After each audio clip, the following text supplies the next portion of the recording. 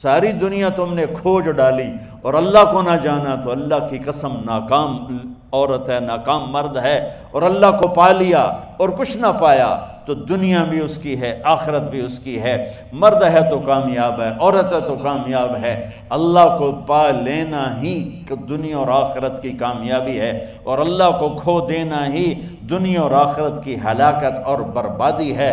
میرے عزیزو، آپ میرا قیمتی سرمایہ میرے سامنے بیٹھے ہو، اللہ کے واسطے اپنی منزل طے کرو، اپنی منزل طے کرو۔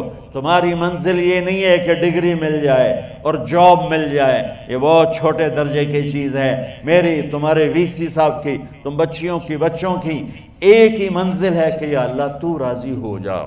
اللہ تجھے مرنے سے پہلے پہلے حاصل کرنا ہے، ڈھونڈنا ہے، پا لینا ہے، راضی کر کے مرنا ہے۔ لیتک تحلو والایام مریرۃ ولیتک ترضی والانام غضاب ولیت الذی بینی وبینک عامر وبینی وبین العالمین خراب ولیت الشراب من ودادک صافیا وشربی من ماء المعین السراب فاذا صح منک الود فالکل حین وکل الذی فوق التراب التراب۔ اللہ کو پاتے ہوئے جو سودا کرنا پڑے کر جاؤ۔ عبداللہ بن حذیفہ کو رومیوں نے پکڑ لیا، صحابی ہیں، ان کو آگ میں ڈالنے لگے تو وہ رو پڑے، تو لوگوں نے رومی بادشاہ سے کہا کہ یہ رو پڑا ہے، ڈر گیا ہے، ان کا لے آؤ، میرے پاس لے آؤ۔ ان کو واپس لائے تو رومن بادشاہ نے پوچھا کیوں روئے ہو، موت سے ڈر گئے ہو؟ کہنے لگے موت تو ہمارے لیے سب سے بڑا تحفہ ہوتا ہے، میں اپنی بے بسی پہ رویا ہوں۔ کہ کیا بے بسی ہے؟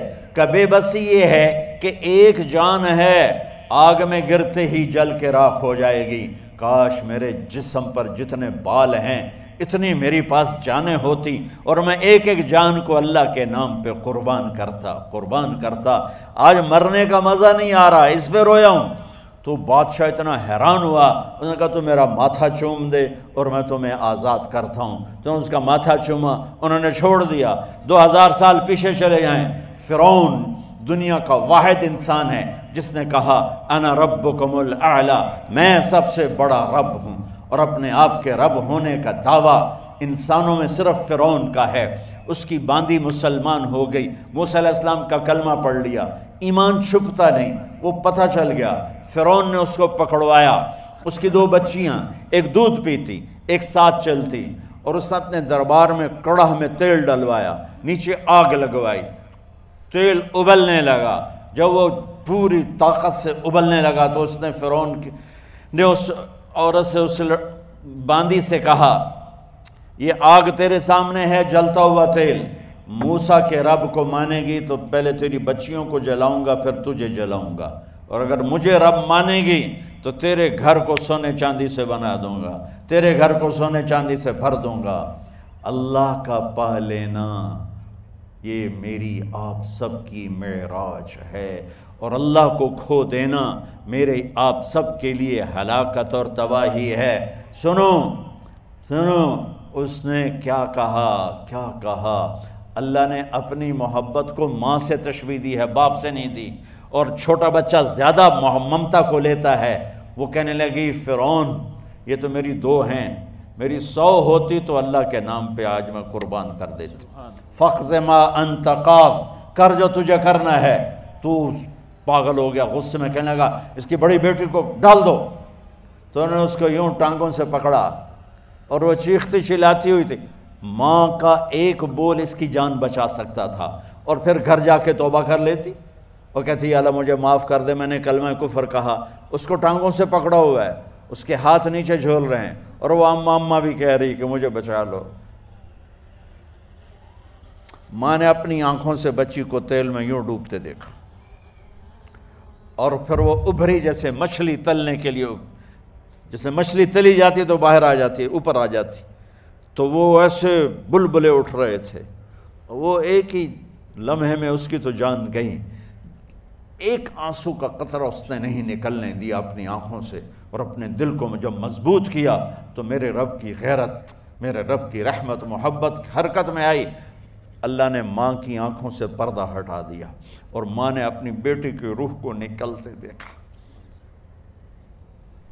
اور وہ کہہ رہی ہے اصبری یا فإن لک من الأجر کذا و کذا، ماں جی ڈرنا نہیں، صبر کرو، جنت تیار ہے، جنت تیار ہے۔ اور شروع معصوم بچی کو تو پتہ بھی نہیں تھا کہ کیا ہونے والا ہے، اس کو پکڑ کے یوں ڈالا، اس کی تو آہ بھی نہ نکلی اور وہ مچھلی کی طرح تلی گئی۔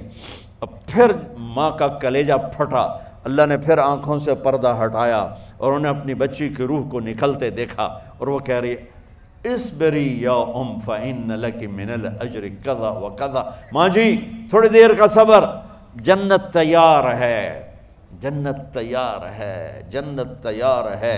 اللہ کو پایا سب کچھ پایا، اللہ کو کھو دیا سب کچھ کھو دیا۔ جب اس کو پکڑ کے لے جانے لگے، اس نے فرعون کو دیکھا، فرعون اس کی آنکھوں میں آنکھیں نہیں ڈال سکا، نظریں نیچے ہو گئی اس کی۔ کہنے لگی میری ایک بات مانو گے، میری ایک خواہش پوری کرو گے؟ فرعون نے پوچھا کیا؟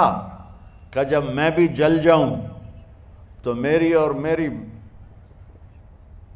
بچیوں کی ہڈیوں کو اکٹھے دفن کرنا، باہر پھینک نہ دینا، دفنا دینا۔ فرعون نے کہا تمہاری یہ خواہش پوری کی جائے۔ انہوں نے کہا پہ پیچھے ہٹ جاؤ، میں نے اللہ کو جان دینی ہے، مجھے دھکا دینے کی ضرورت نہیں ہے، میں اپنے اللہ سے ملنے جا رہی ہوں۔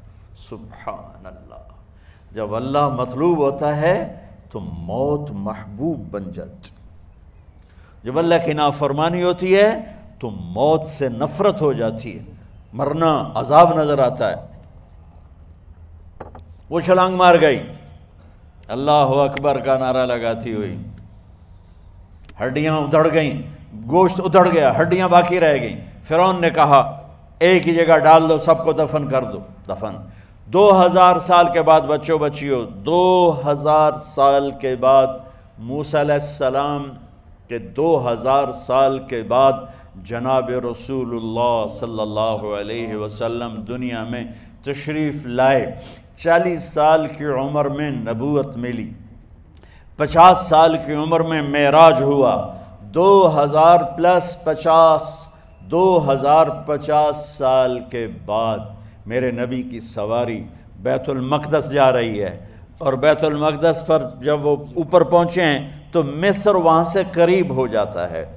جب وہ اترنے لگے تو میرے نبی نے کہا جبریل جنت کی خوشبو آ رہی ہے، جبریل جنت کی خوشبو آ رہی ہے۔ کہاں سے آ رہی ہے؟